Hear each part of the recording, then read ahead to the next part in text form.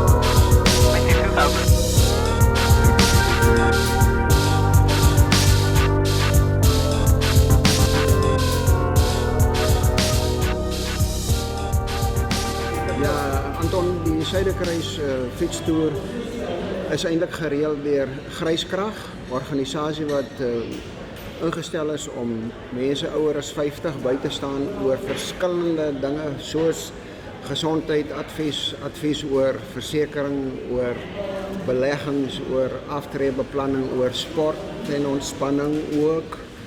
En dit is waar ek eintlik in die prentjie inkom, dat die hele idee is dat saam met hierdie toer gaan ons nou by baie ouerhuise aan en dan die man van Gryskrag gaan dan vertel van Gryskrag en ek gaan vir die mense vertel van hoekom jy moet geestelik en liggaamlik gesond wees en fiks. Want as jy nie geestelik en gesamentlik albei nie net die een fiks en gesond is nie, dan gaan jy nie die lewe kan voluit geniet nie. En vandaar dan ook die slagspreuk van wees fiks en leef. Dis die slagspreuk van die hele toer. Nou ja, ek is natuurlik iemand wat maklik iemand anders naap. Ek is nie baie inisiatief nie en die groot wat my betref groot fietsryers Leon en Johan van Dijkhorst. Johan is natuurlik hier van julle hierso. Jy ken hom baie goed. Hulle twee die eerste keer die Suiderkruis fietstoer gery.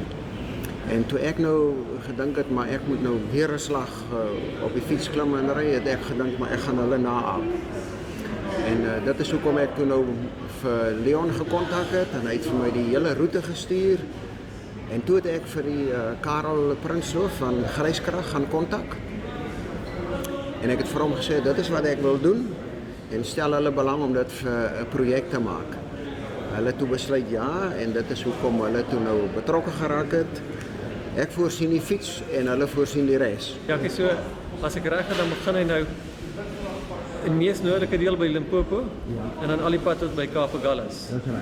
En dan van daar af gaan dit al die pad na die ooste toe en dan weer al die pad na die weste toe. Maar dit is een geweldige ver roete en is dit nie iets wat mens amper voor bang word nie? Weet jy Anton, baie mense het met my vorige toer ook bang gepraat en hulle het vir my gesê man, jy kan dit nie doen nie en ouens het vir my gesê jy's mal en jy sal dit nie reg kry nie, maar dit is nie waaroor dit gaan nie. Dit gaan daaroor, dit is 'n uitdaging en vir my is 'n uitdaging om te oorwin. En nou selfde met hierdie Suiderkruis roete ook. Dis wonderlik. Jy het self nou al gery as 'n mens daar op in die veld is. Net jy, die pad en jou fiets. Jou liggaam is skoon, jou gedagtes, jou gees word skoon gewas. Ek noem dit altyd jy was jouself skoon van al die gemors wat in jou liggaam en jou gees opgaar. Dreineer totaal. En jy voel 'n nuwe mens. En dit is eintlik die lekkerte van fietsry. En jy oefen die hele tyd deur te sit. Maar op hierdie roetes ontmoet jy ook die interessantste mense. En ek bedoel, dit sluit nou nie net mense in by wie jy oorbly nie. Dit sluit ook ander fietsryers. My vorige toer het ek in Springbok aangekom en toe kry ek daar 'n Fransman. Hy was op pad van Bern, Switserland, daar waar hy gewerk het, op pad na Kaapstad. En Hy was toe al 2 jaar lank op die pad.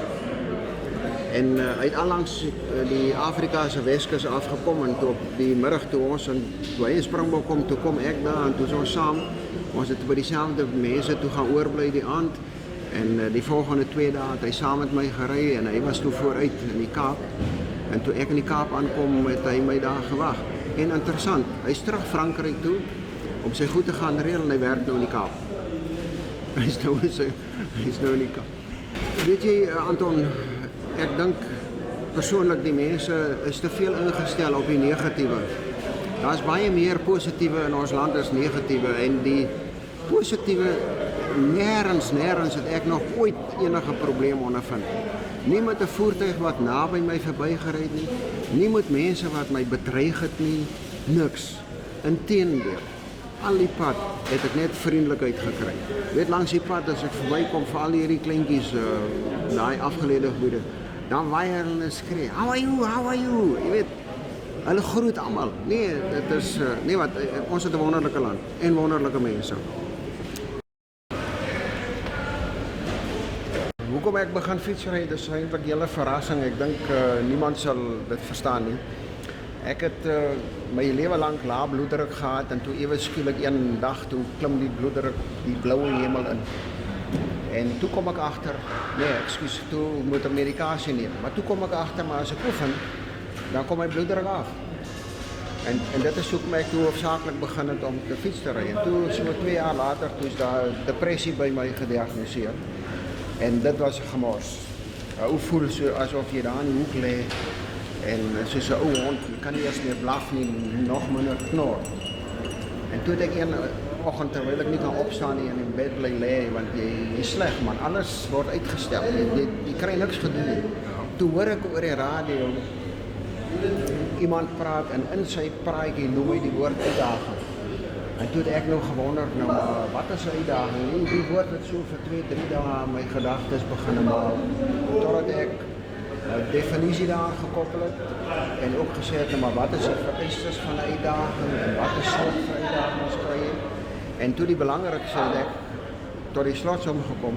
As 'n mens dan aan 'n uitdaging voldoen, wat dan? En ek het dan gesê, dan moet dit jou lewe verbeter. En toe dink ek maar, dit is mos nou die ding wat ek moet doen.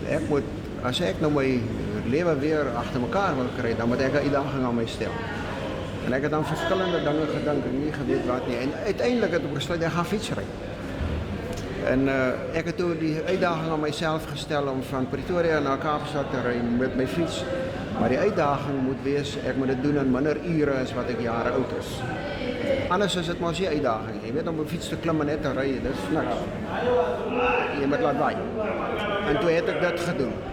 En die effek wat dit op my gesondheid gehad, my geestelike gesondheid was enorm. En maar soos ek nou altyd sê, die swart kat was nog altyd daar halfpad in die huis. En toe die jaar daarna in 2014 het ek besluit maar ek moet nou regtig 'n uitdaging aan myself stel wat my geestelik en liggaamlik gaan toets. Absoluut. En toe het ek besluit, maar ek gaan nou weer fietsry, maar hierdie keer gaan ek reg rondom die land ry. En ek kan net vir julle sê, hier sit ek vandag.